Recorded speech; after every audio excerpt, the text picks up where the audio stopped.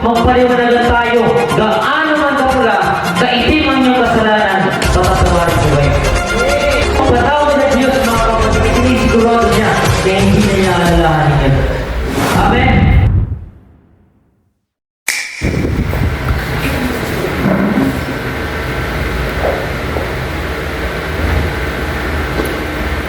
Una sa lahat, dalawa po natin ang ating pong Panginoon. Welcome po sa ating pong lahat. Amen. Masaya po ba tayo? Masaya po po tayo?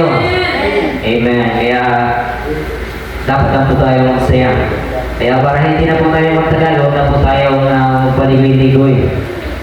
Sabi po dito, sapagkat kung pinapatawad ninyo ang mga nagkasala sa inyo, patatawarin din naman kayo ng inyong Ama na nasa langit.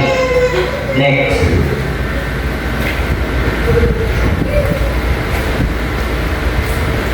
Ngunit, kung hindi ninyo pinapatawad ang iba, hindi rin naman patatawarin ng inyong Ama ang inyong mga kasalanan. Purihin ang Diyos sa pagbabasa ng kanyang pong mga salita. Amen po ba? Napagpala po ba tayo ng kanyang pong salita? Mga kapatid, isa sa dahilan, mga kaibigan, at ito yung isa sa mabigat na dapat lakaran ng isang Kristiyano. Sabihin na talaga natin mabigat gawin. Amen po ba? Yung patawarin po natin yung mga kapwa natin na nagkasala laban sa atin. Agree po ba kayo? Yes. Amen po ba? At yan po ang malaking issue ngayon. Malaking kailangan baguhin pagdating sa Christianity.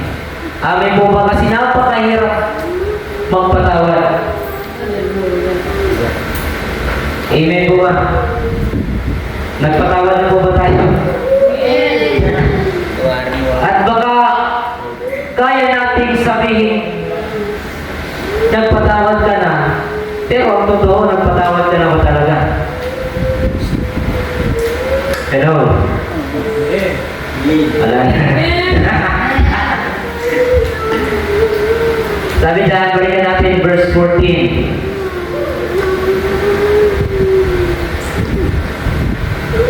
Sapagkat kung pinapatawad ninyo ang mga nagkasala sa inyo. Kaya minsan mga kapatid, ilang taon na, ilang buwan na yung ating panalangin. Yung hinahangad natin sa Panginoon pero hindi pa tinutugon ng Diyos. Minsan naisip po ba natin yung mga nagiging dahilan? Kasi minsan mapagbintang tayo. Minsan binibintang pa natin ng Diyos. Lord, bakit patagal na eh? Patagal na yung panalangin ko. Ginagawa ko naman yung utos mo. Minsan na-check na po ba natin kung ano yung nagiging dahilan? Amen, sabi ng Mark chapter 11 verse 25, ito po yung maging malaking dahilan kung bakit nangangailangan yung mga katugunan ng Diyos sa ating mga panalangin. Kapag kayo tumayo upang manalangin, patawarin mo na ninyo ang nagkasala sa inyo upang ang inyong mga kasalanan ay patawarin din ng inyong mga nanasalangin. Amen po ba? Kaya minsan mga kapatid, hindi talaga sa iba yung problema, lalo hindi sa Diyos. Amen po ba? Yung malaking problema talaga dito, nasa loob natin.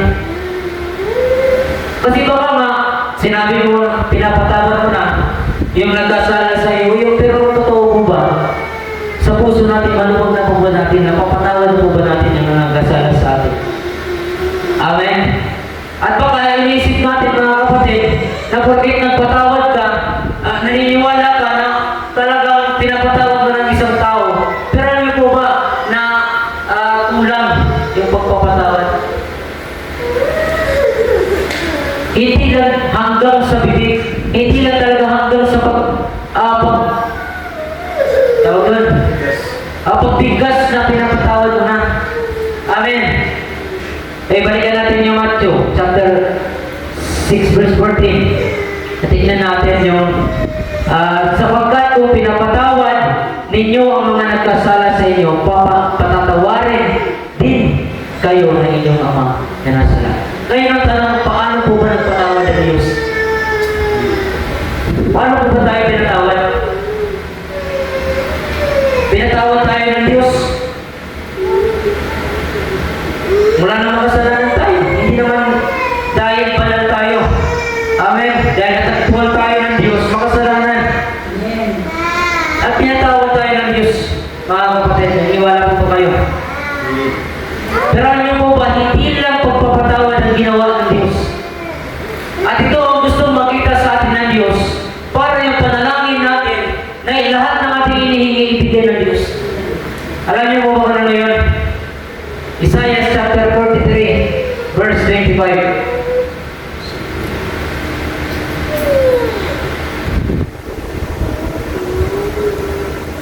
Ganito kung magpatawad ang Diyos.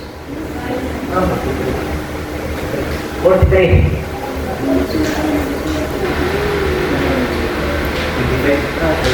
Verse 25.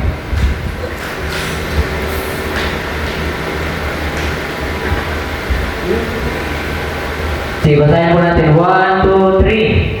Ganyan, ako Diyos, nagpatawad sa inyong kasalanan. Hindi ko na Paano nga magpatawad ang Diyos?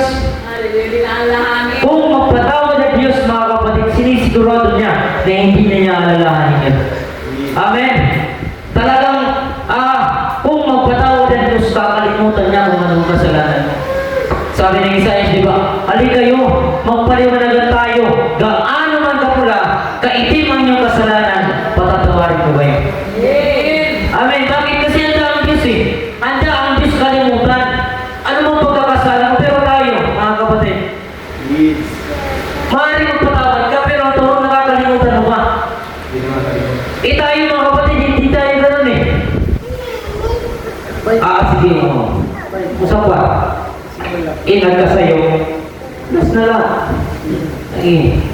At naman, nagkasayo kontrol. Sumusobra ka na. Amen. Nagkakaroon na ng puwat, mga kapatid, mula sa ating puso, doon sa hindi natin pagkakalimot. Nabubuo yung puwat natin sa ating kapwa hanggang umabot sa punto na sasabog na lahat ng kabutihan na kanyang ginawa, makakalimutan mo. Imbis na yung kasalanan niya yung kalimutan mo, yung kabutihan niya yung kakalimutan. Di ba? Kaya pansinin niyo, maraming relasyon, maraming magkakaibigan, maraming mag-asawa, mga kapatid, nasisira dahil sa po. Dahil hindi sa pagkalimot. O maaari ng papatawad. Amen. Pero hindi marunong kumalimot. Di ba? O, tingnan niyo mga magkaibigan.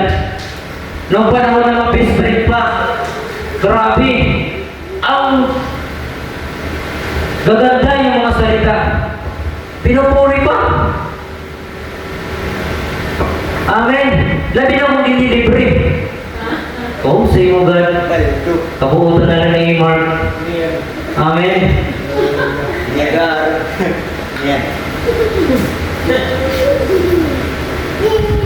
Pero, nilibre ako ni Mark. Never ko yan pinuri si Mark. Nilibre ako na yan. Bito sa ako dito yan. Correct si Mary. Kabuutan ni Mark.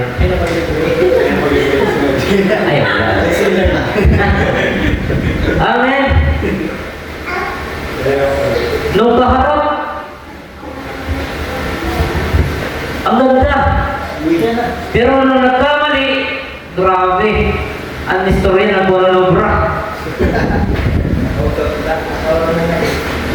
Amen. Ibig sabihin, mga kapatid, hindi talaga tayo marunong kumalimot.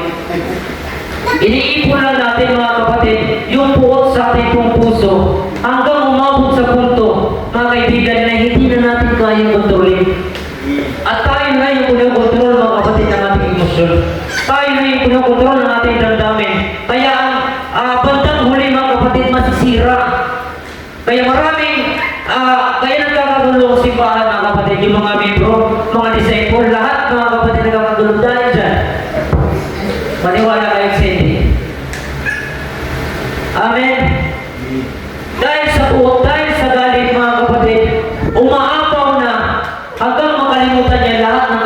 kabutihan na ginawa. Bisan ang paglibre niya, nakaligtan na niya. Amen. Parehas na kwento ni Bishop, naging kwento ko na niya. Di ba? May yada parian na nagpaligsahan. Dela na nari. Ituna nga makatagok. Nagtuha katapusan. Nga puno ang buhaya. Katuwa takarian niya kakuya. Tas itapo na lang ipapasawa ko iya. Amen. Tahimik lang, waray ng tuwan. Bahala tidak. Amen. Bagay.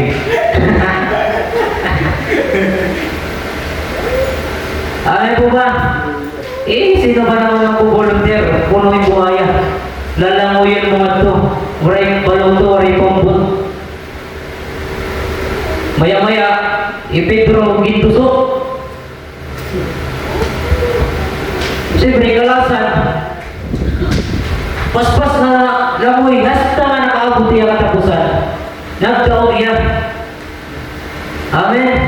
Palagpakan natin si Pedro. Palagpakan Mark.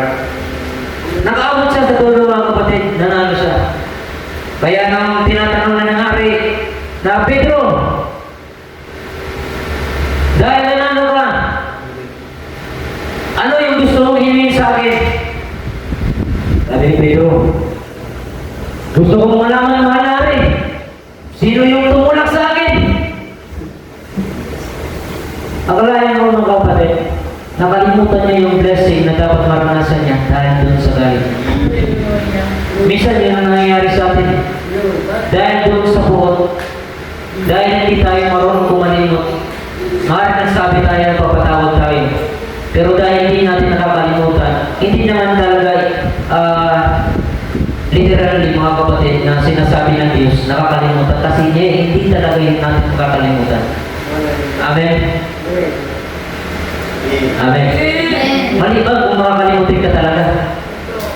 Makakalimutan mo yan. Pero hindi ibig sabihin mga kapatid ng Diyos na makakalimutan mo talaga, maaalala mo yan.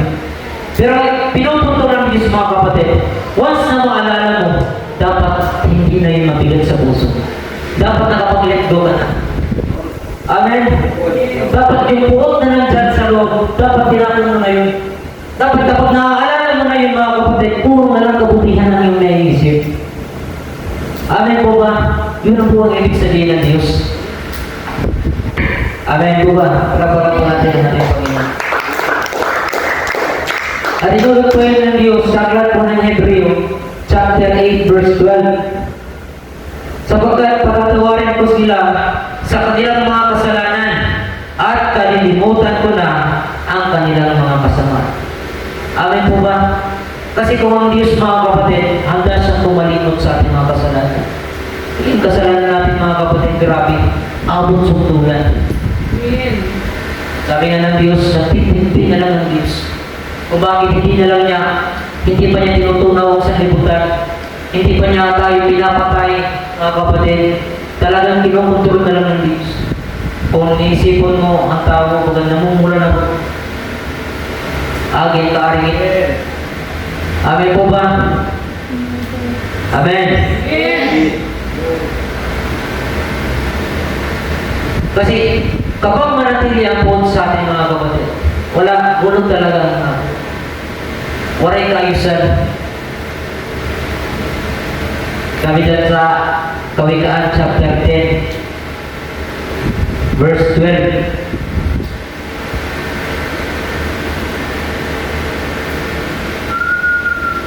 Ay kailan ito? Ayan. Okay. 1, 2, 3. Sari-sari ang kabuluhan ng bunga ng kapuntahan. Ngunit ang pag-ibig ay kumakawi sa lahat ng kasalanan. Amen. Love. Kaya wala, mga kapatid. Para igulong talaga. Kaya church magulong, hindi makapag-let-go. Hindi makalimot. Yung buhot, iniipon. Kaya ang kaaway mga kapatid, nakaka-penetrate, nakakagawa ang kaaway, nakakahanap siya ng butas para mga kapatid, magampanan niya yung kanyang tungkulin. Amen. Alam niyo naman po natin ang tungkulin ng kaaway. Amen po ba? Malawang Kronika chapter 21 verse 1. Tidak. Una.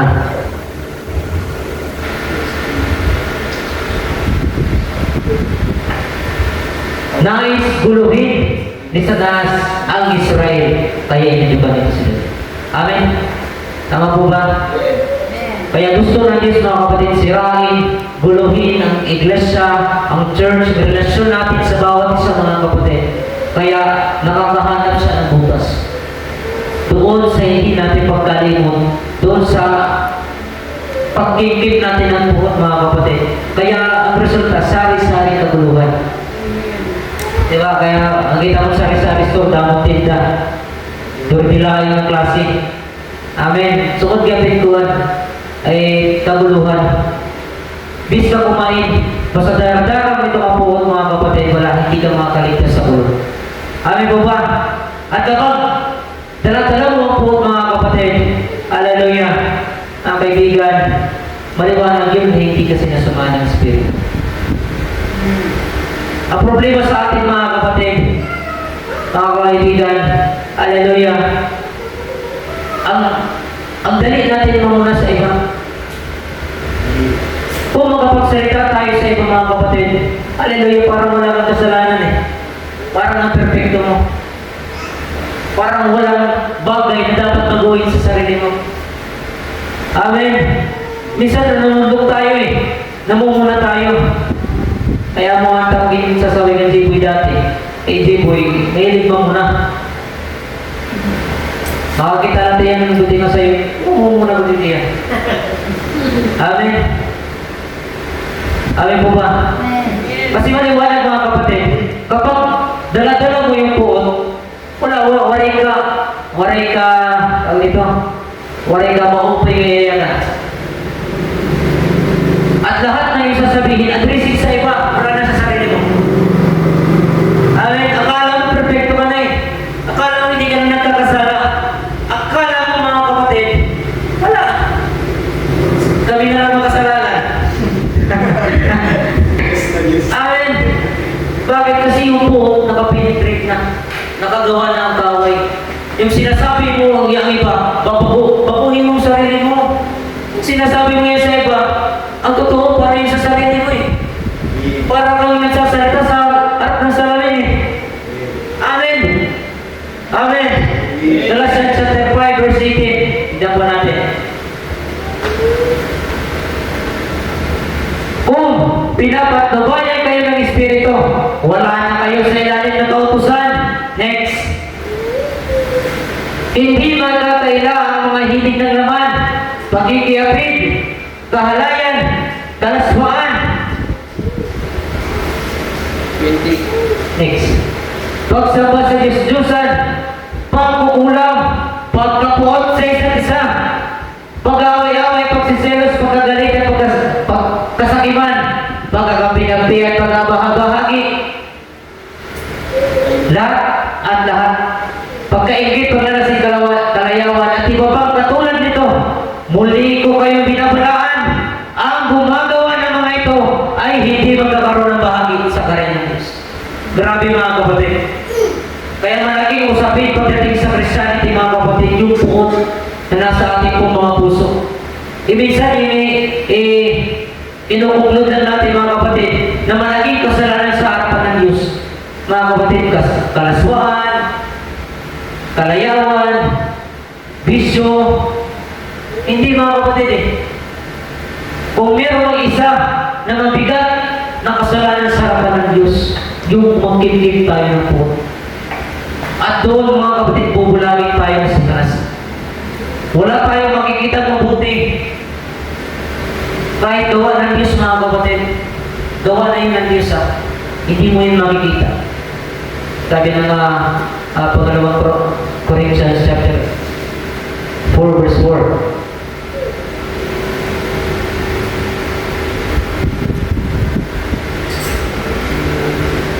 Hindi sila sumasampalataya sapagkat ang kanilang isip ay binulag ng Diyos ng kasamaan sa daigdig nito. Kaya hindi po natin makita mga kapatid. Kaya mula ngayon mga kapatid kaibigan, check po natin sa ating mga sarili. Kasi kung ang Diyos na gaano magkaitim, kakulangan at kasalanan. Alam niyo, pinalimutan niyo ng Diyos eh. Alam niyo, kapag nakikita ka ng Diyos na gumagawa ng kasalanan, hindi yun naalala ng Diyos yung mga nakaraan. Pinalimutan yun ng Diyos.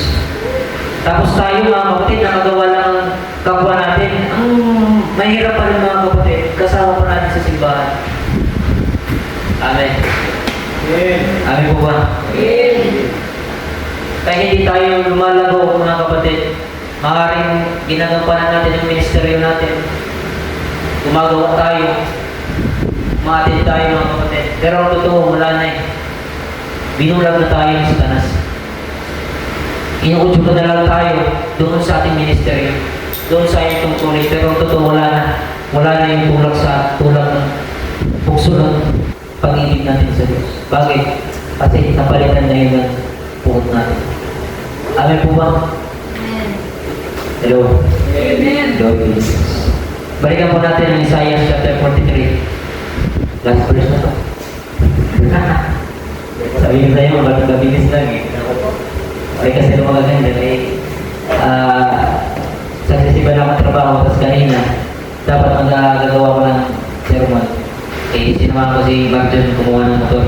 Kaya may bago na siyang motor ngayon. Pero baka naman po natin. Blessing yun mga kapatid. Hallelujah. Kaya kanina nga, nanginayang ako kay wala yung mag-advance 1 month kay para wala yung sipon. Bili na akong pera kanina para mag-advance 1 month lang. Kaso daw mo pa tayo doon. Kaya magastos. Amen. Sige, balikan natin. Basahin po natin. 1, 2, 3. Ngayon man, ako ang Diyos na magkakaroon sa inyong mga kasalanan. Hindi ko na ang mga kasalanan. Hindi, mali sa Kawikaan pala, chapter 10. Ito yung susi mga kapatid. Pagduluhan. Sari-saring kaguluhan ng bunga ng maputan. Bumili ang pag-ibig ng pagkakasalan. Ayan. Mga kapatid, kaya walang ibang paraan mga kapatid para yung puot mapalitan, mawala sa ating pong puso. Kasi kapag hindi yan mawala mga kapatid, sa tuwing makikita mo yung tao nagkasala sa iyo, wala. Pati na liwan. Dapat sa lakon. Amen. Kasi kung gano'n na lang mga kapatid, sa akin na lang mga kapatid grabe yung ginawa mga, kung sa kasalanan lang yung ginawa sa akin. Marami, kung sa marami. Lalo na kung issue. Alam niyo naman mga kapatid kung anong mga naging issue ko. Pasok. Ano po ba? Isipin mo na lang, isuwag ka na may relasyon kayong pastora mo.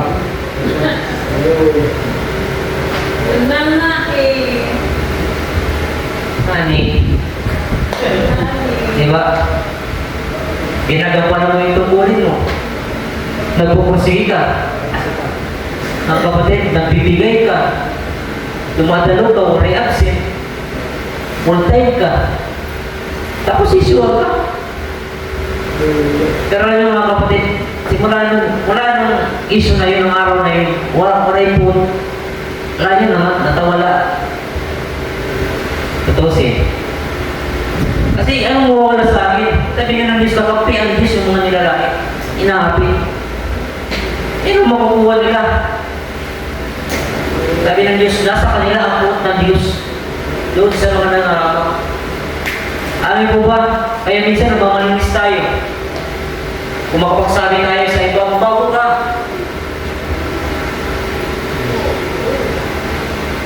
Kaya di mo niya tingin mabuhat. Amen. Minsan lang, tinututukan natin yung kaya gawin ng Diyos sa buhay ng bawat isa. Amen. Na para bang inisip natin na hindi na yan pwede magbago. Amen. Kaya malaking factor sa ating mga kapatid sa Christianity, yung puhod sa ating puso. Kaya kung magpapatawad tayo mga kapatid, ano raw? Kung magpapatawad tayo, dapat handa na tayo pumaling. Dapat handa tayo mag-risk. Di rin lang puro gain. Di rin lang puro karawat. Sama ng loob. Okay lang kung puro na blessing yung kakaroon doon. Amen. Kaya resulta mga kapatid, ano daw? Ano dapat natin gawin? Ngunit ang pag-ibig ang pumabawi sa lahat ng kasalanan. Kaya check po natin mga kapatid. Kung maluwag po sa ating puso, ibig sabihin na sa iyo ang pag-ibig ng Diyos. Amen po ba? Amen. Agree po ba kayo doon? Amen. Kaya, tumayo po tayo, nalangin po tayo sa ating pong Panginoon. Huwag na po kayo umupo. O lumuhod. Basta ang punalak. Hallelujah. Ang banal sa pangalan ng Jesus, dakilang Diyos, ngayong gabi, Panginoon, salamat, Panginoon Lord, sa iyong panahon, oras, dakilang Diyos, na muli kang nagsalita sa aming pong buhay. At nawa, dakilang Diyos,